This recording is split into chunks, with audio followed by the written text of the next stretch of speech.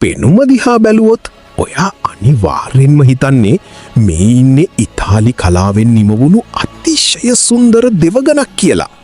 හැබැයි එන්ජිමට පනදීලා පාරට බැස්සම දකින්න ලැබෙන්නේ අඳුරාස්සෙන් මතුවෙන කේන්තියෙන් දිලිසෙන ඇස් දෙකක් තියෙන පාරේ තියෙන තාර ටිකත් ගලවගෙන ඉස්සරහට විසිවෙලා යන අමු යක්ෂ දෙවගණක්. සාමාන්‍ය සුපකාවල කෑගහන සද්දට වඩා සම්පූර්ණයෙන්ම වෙනස්. ලෝකෙ වෙන කිසිම කාර් එකකට කොපි කරන්න බැරි අද්විතීය හඬක් තියෙන ඉතාලි කලාවේ අග්‍රගණ්‍යම නිර්මාණය.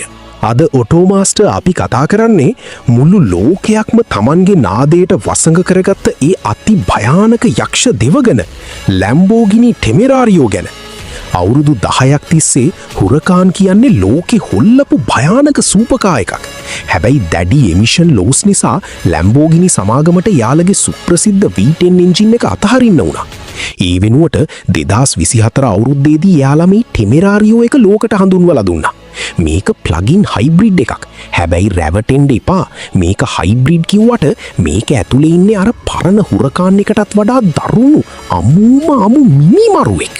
මේකේ හදවත තමයි අලුතින්ම හදපු 4.0 litre twin turbo V8 engine එක. මේ එන්ජින් එකට ඉලෙක්ට්‍රික් මෝටර්ස් 3ක් එකතු වෙලා තියෙනවා. ඒ ඔක්කොම එකතු වුණාම මේ යක්ෂයාගෙන් අශ්වබල 920ක අතිදැවන්ත බලයක් එළියට දෙනවා. සාමාන්‍ය ටර්බෝ එන්ජින් එකක් RPM 7000න් විතර හුස්ම හිර වෙලා නවතිද්දී මේ ටෙමරාරියෝ එකේ V8 එක ඇතුලේ තියෙන ෆ්ලැට් ප්ලේන් ක්‍රැන්ක් එක නිසා මේක RPM 10000ක් වෙනකම්ම කිසිම ගාණක් නැතුව කෑ ගහනවා. මේකේ සද්දේ හරියට රේස් ට්‍රැක් එකේ යන F1 කාර් එකක් වගේ. බිඳුවේ ඉඳන් පැයට කිලෝමීටර් 100ට යන්න මේකට යන්නේ තත්පර 2.7ක් වගේ සුළු කාලයක්.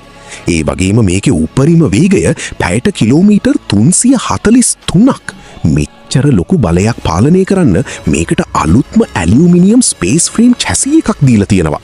ඒක කලින්ට වඩා 120කින් ශක්තිමත්. ඒ වගේම එන්ජින් එක පිටිපස්සේ හයි කරලා තියෙන 8 speed dual clutch gear box එක හරහා මේකේ ගියර් මාරු වෙන්නේ ඇහිපිල්ලම ගහන වේගෙන්.